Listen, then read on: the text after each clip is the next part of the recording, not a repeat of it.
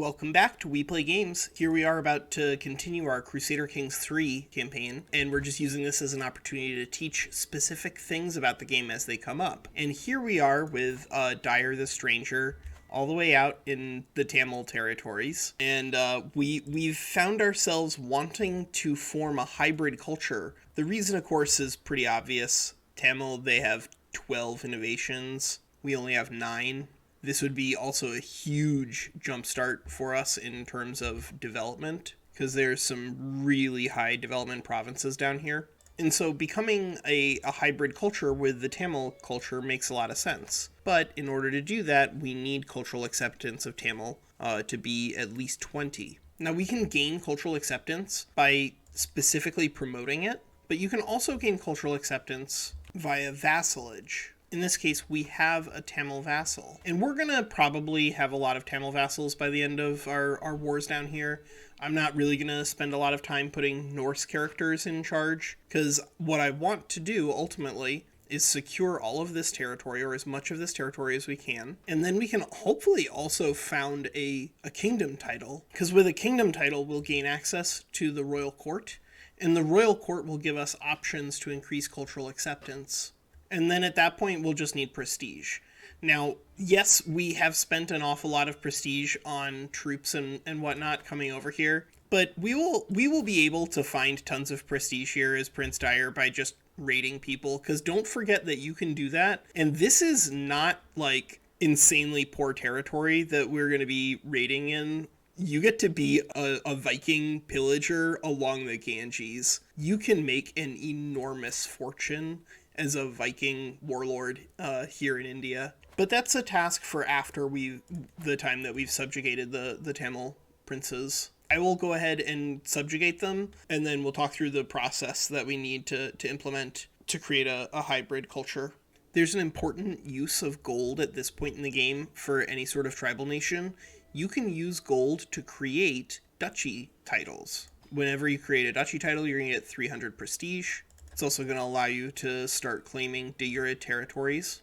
Alright, it would appear that the AI has beaten us to our own goal here. So the Norse Gael culture has emerged out here in Northern Ireland. And so this Norse Gael culture has taken aspects from both Norse and Irish cultures. In this case, it looks like they took monastic communities and refined poetry from Irish, and coastal warriors' performative honor and northern stories from Norse. But important to note that the Norse Gael culture actually gets the technologies from both Irish as well as Norse, which means, again, that it's a big step forward for your technological development, but it also means that it's on a very small sliver of territory, and so you can have very high development for those handful of provinces, and therefore let you tech up really, really fast. In the meantime, we have captured all of the Tamil territory, but in order to create a hybrid culture, we do need at least 20 cultural acceptance. It's alright that we're moving really quickly through our acceptance, because the sooner we can get to hybrid culture, the better.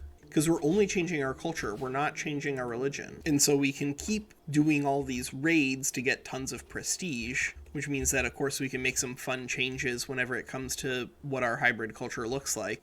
But of course, in the meantime, we will create the kingdom title. And we can do culture and court. So let's go ahead and explore the royal court here. So here inside the royal court, we have the throne room, court grandeur, and court artifacts. You do need the DLC for this. The throne room itself is just like a fun macro, shows you all the cool characters and cool things going on.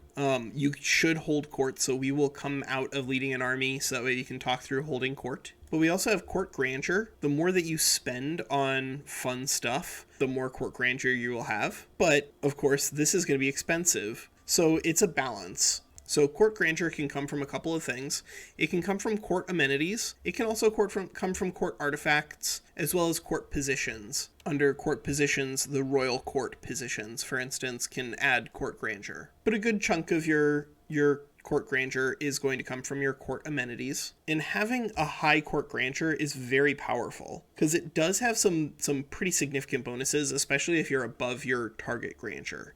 In this case, we're 2 levels above our expected court grandeur, giving us plus 12 vassal opinion, plus 16 courtier and guest opinion, plus 1.2 prestige per month. And so you really do want to run a pretty high court grandeur. My recommendation is to focus in on your fashion, because fashion is going to give you prestige. Prestige is always going to be useful. Pick up level 3 food. If you go too high on food, you can end up where you have, yes, disease resistance, but also everyone's obese because your food is way too good. Lodgings is generally really good because it does increase your chance of getting good inspirations off. Now, the more that you are using inspirations, the more value you get out of lodgings. And so if you're not building a lot of things in court, you can afford to run relatively low lodgings. In the meantime, just for budget reasons, here we are going to run level 3, but I would like to run more if we were going to be consistently getting access to good artifacts. And we're going to run some servants as well, so that way we can avoid any sort of issues in regards to hunting.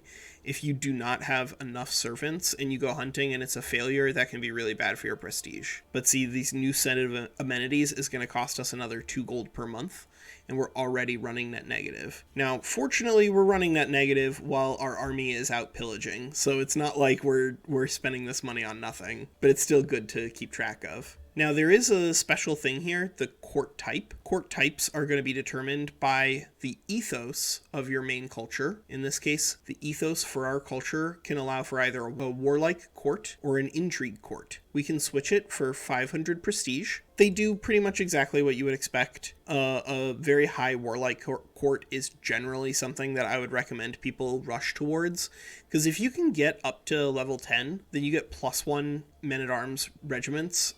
Your army can be enormous pretty quickly, but intrigue court is always helpful. Max hostile schemes is fun, especially if you're trying to murder like 5 people at once. But you will have 2 different choices here for different ethos for your culture. I'll link the wiki down below so that way you can see which sort of courts are available for which ethos. And of course we have court artifacts. In this case, we captured the illustrious pedestal item, the Tooth of the Buddha, and we can show it off to get +3 court grandeur. That's fine, but we don't have any large wall ornaments, so we're going to have to be on the lookout to find ways to increase the court grandeur there, because the higher we can get our court grandeur, the better. At level 7, we get a 10% counter efficiency to men-at-arms. At level 9, we get a monthly renown bonus, and at level 10, of course, we get men-at-arms regiments +1. So we really do want to get our grandeur up there, but as previously mentioned, we are just out here pillaging to get money.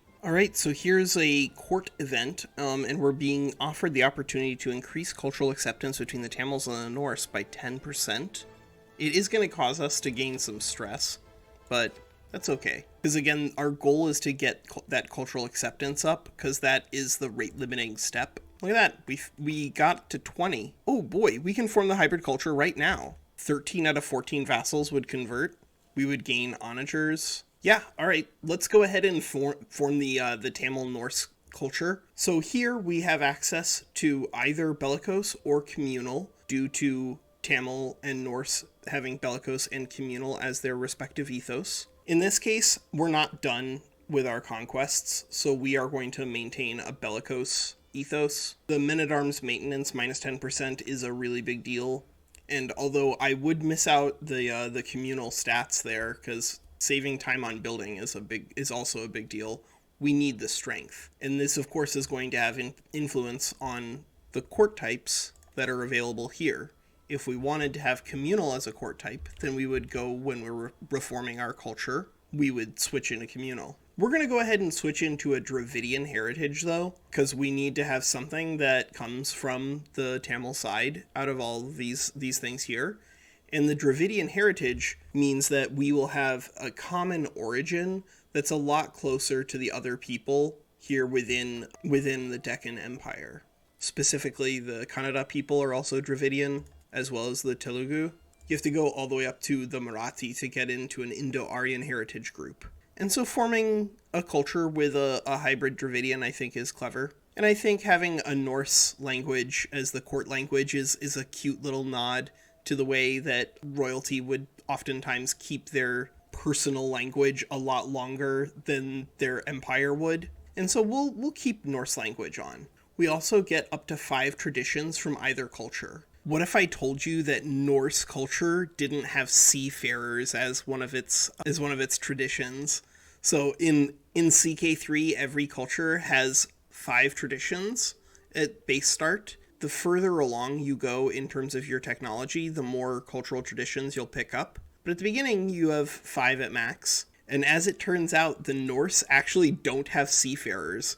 And so by combining with the Tamil, we can really juice our focus on using our ships. And I think that that'll be fun. Like, what if a small group of Vikings starting in Kiev sacked their way down the eastern Mediterranean, briefly held control over shipping lanes in and around Cairo, boarded some boats, stationed briefly outside of Mahra, stationed briefly outside of Gujarat, and then landed down here in Tamilakam, and then started setting up an empire. That's sort of the game that we're going to be playing here. And that's what CK3 offers. That offers some really fun ways for you to roleplay, fun ways for you to interact with the cultures in the game. And on that note, we are going to go ahead and pick our traditions. We're going to keep malleable invaders, because I think that we're going to want to form at least one other hybrid culture. We're going to keep Ting Meat as well, because Scandinavian elective succession law is really fun and very cool, so I want to use it. Coastal Warriors is the thing that gives us access to the Viking warriors. Those are very good. And now, instead of performative honor, we are going to have seafarers. And we're going to keep northern stories, because I like raising runestones. I think they're fun. I think they're cool. And importantly, we are going to discover 9 Tamil innovations, including onagers. This is going to be enormous for our cultural and technological development here. And now we've formed Tamil Norse. And we're so advanced now with 18 out of 24 technologies that come early medieval, which will be available in 900 AD, we can actually go ahead and start moving into early medieval. We're feudal now because we have migrated into this Tamil territory. And important to note that there are bonuses to making this hybrid culture. Specifically, now that we have a Dravidian heritage, we actually are able to vassalize the first foe that we fought against. He will now accept that he is a part of our kingdom, and all he asks in exchange is low vassal obligations. And given that we're going to be giving him to somebody else to govern anyway, that's fine by me. That's Court and Culture, here in Intro to CK3 here on We Play Games. I'm going to continue to clean up our borders a little bit here with Dyre, but I'm not going to play too much more off camera because he is starting to get a little old and his health is poor. It may be necessary for us to go ahead and switch into medicine, but I want him to live long enough to achieve one thing in particular. We're going to look to use an invade kingdom casus belli against someone, and specifically, his daughter, if he dies, his daughter is going to have an immense kingdom. And now we have a big border that we can use as a launching pad to use an invade kingdom casus belli really well. Because the way an invade kingdom CB works is when you declare war on it, you can siege down whatever you want to. It's a normal war there. But then at the end of the war, anything that you take outside of the targeted kingdom, you also get. And so if we declared a war for this, and all of this was under his daughter's control, and we sieged all of it down somehow without finishing the war, we could take basically the entirety of the Deccan Empire in one war. And that sounds like a heck of a thing for Dyre the Stranger to do. Alright, that's Walker. Take care.